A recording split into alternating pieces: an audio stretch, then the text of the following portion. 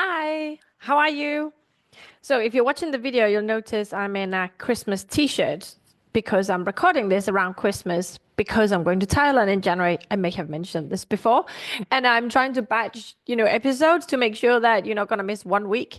I'm sure you'd survive without it, but in my head now, it's like super important to get it done every week. Probably my perfectionism kicking in, so maybe I should coach myself on it. Anyway, just in case you're wondering why I'm wearing a Christmas t-shirt now that when it gets released, it'll be in January. I wanted to talk to you about today about the concept of letting people be wrong about you and why it is so hard for us.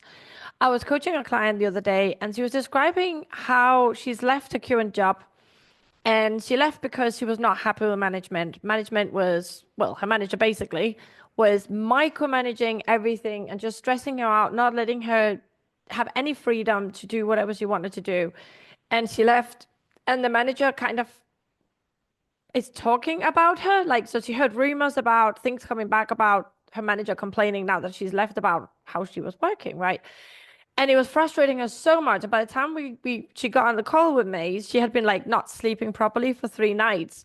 And like I always say, like, don't let this happen. I am your coach. So please reach out, send me a voicemail, whatever, and so I can, give you some feedback or at least just get it off your chest. Like, don't lie sleepless for 3 nights. But a lot of us women, A+ people, we like, I can do it by myself. I don't need any help. So okay.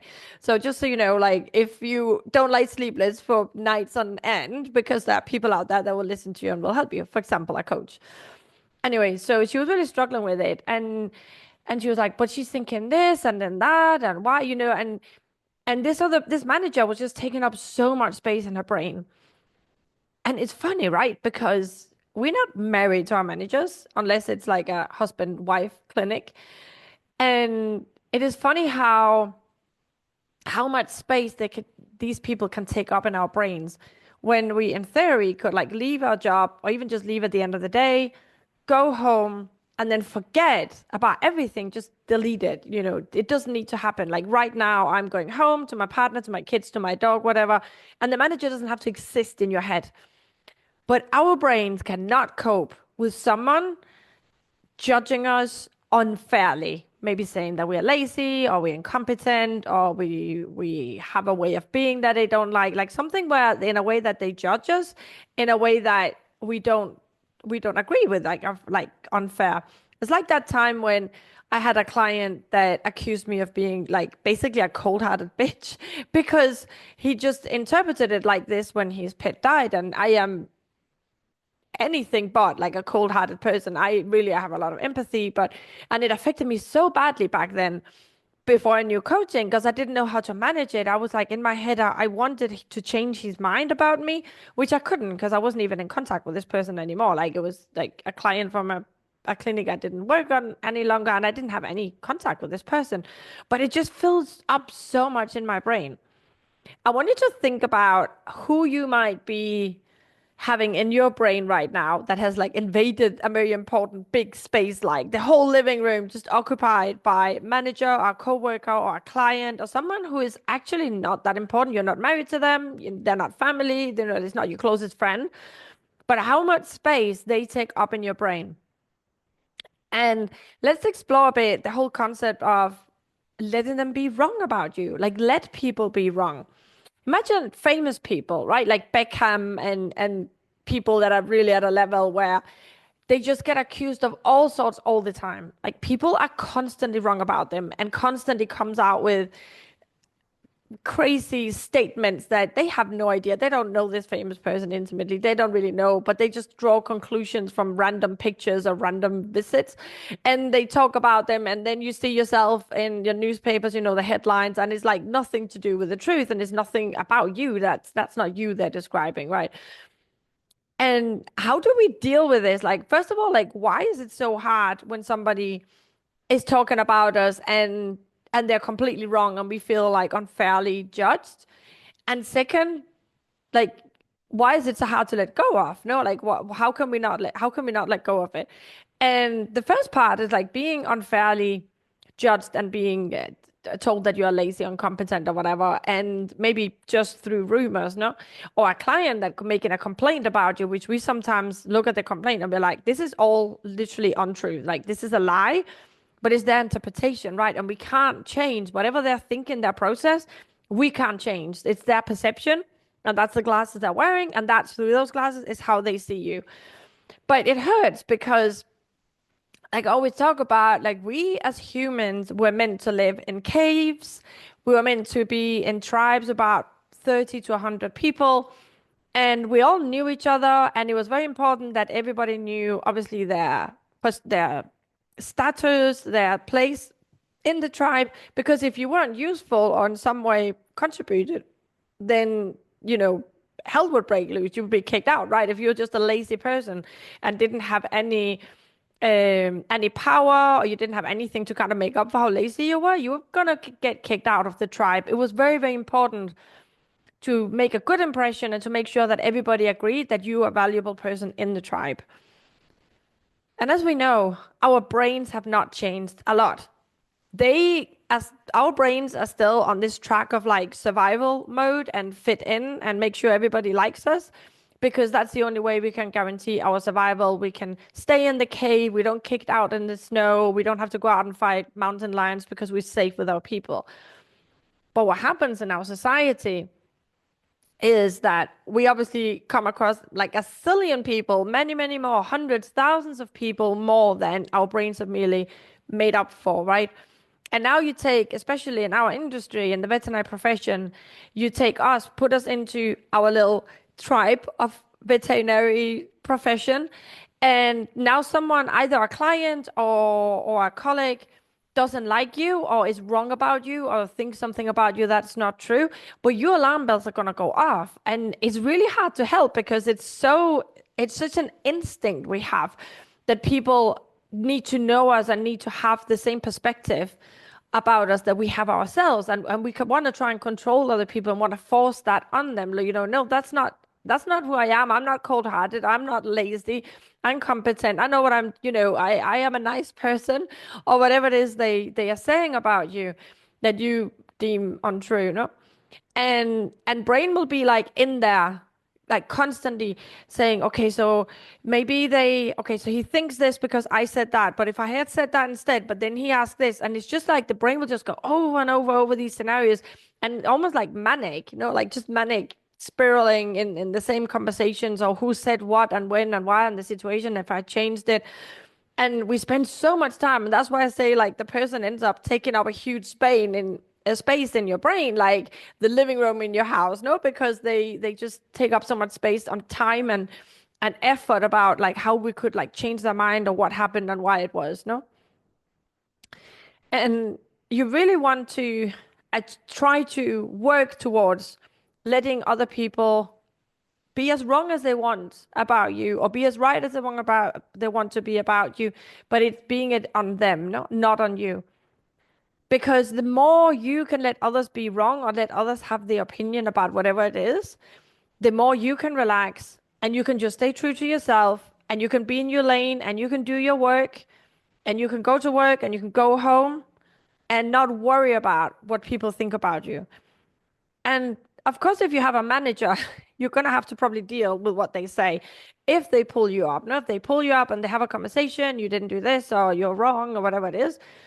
But then you can still have a logical discussion with them, like not becoming defensive, not becoming like, well, I need to tell you why this is. Or if they say, oh, well, for example, something happened in a surgery, something happened to the animal, and now they pull you up to tell you that you were not careful enough or that you were not thorough enough, or you shouldn't have done this operation or something. And instead of taking that feedback and just go, okay, so are they right or are they wrong? What do I think? And how would you want to do? What do I want to do moving forward? We just go into this defensive mode where we want them to think well of us and we don't want them to be wrong about us, right? And it's really important to separate the facts. Well, like I always say, right? Separate the circumstance from our thoughts, from our feelings. Although we're going to feel it like a punch in the gut, we're going to feel defensive because now somebody's wrong about us, in our opinion. Like it's really important that you separate the facts and deal with that and recognize when you go into defensive mode and you want to over explain and you want to like micromanage the manager's brain so he or she can think differently about you. And then deal with the facts and see then what happens. No. And worst case scenario, you're gonna get fired. But you're gonna get fired whether you have drama about it or not. A worst case scenario, well, I guess there are more than one worst case scenario, or if you get a complaint and they don't support you, whatever it is, if you're not happy at work, you can try and change. You can go, I'm not happy with my hours. I'm not happy how the manager speaks to me. Can I learn how to deal better with it? Can they maybe learn to be more diplomatic? But all from this like neutral place. And then if you don't get what you want, if you don't get like the situation you want, the salary, or they have to stop micromanaging you, then you can leave, right? That there's an option of leaving. You don't need to have all the added drama about, but I also want the manager to think well about me, which was so funny with my client, right? Because she had already left. She left work and was now doing another thing. And she was still worried about what the manager was thinking about her, right? Like still wanting to micromanage and talk to people that were still working there and finding out what she was saying about her and all that. And we don't need to do that. That is just adding so much extra suffering and so much space in our brains that we could be using for something else, like planning a trip to Thailand or something fun, right? And the way to do it is stay with the facts. Like just notice, okay, the facts are these. Now, how do we handle this? And noticing that feeling of defensiveness, of like constriction, of rage inside of you. Like they are wrong about me. You can feel it coming up, like bile coming out of your ears. And notice it and just say, okay, they're wrong about me. Yes, they're wrong about me. Like, but let them be wrong. I don't need to correct them. I am not the I'm not the how do you say, the perception police. I don't need to police their opinion about me. I just need to make sure I get what I want, which is stay at work or get a raise in salary or get your manager to stop micromanaging you or whatever it is you want, but not have so high regard for their opinion about you. And with clients, it's a whole other world, right? Because when a client is wrong about us, so I remember there was a dog that died for me when I was working in Spain, and I can't remember the facts. It was something about I think it had severe anemia. It had some sort of infectious parasite, mosquito transmitted or something, and they ended up dying, and we never found out exactly what it was it died of. And this guy was so mad, and he wrote a letter with like death threats in them. And it was really, really scary for me. And you could say, okay, so death threats, and we need to protect ourselves, right? But more important to me was that opinion he had of me, that I had killed his dog and that I was a mean person and I wasn't a good vet. And this guy was he was not quite right, I think. I can't remember, but he was a slightly unstable. So his opinion of me was not really important. Like what was important is like, well, did I do my job properly? So give myself feedback, not say, okay, the dog died. This guy got really upset. Was there anything I did? And then neutrally look at it, no? And with the death threats, will protect myself or get some sort of like tell the police, which we did, and sort, no.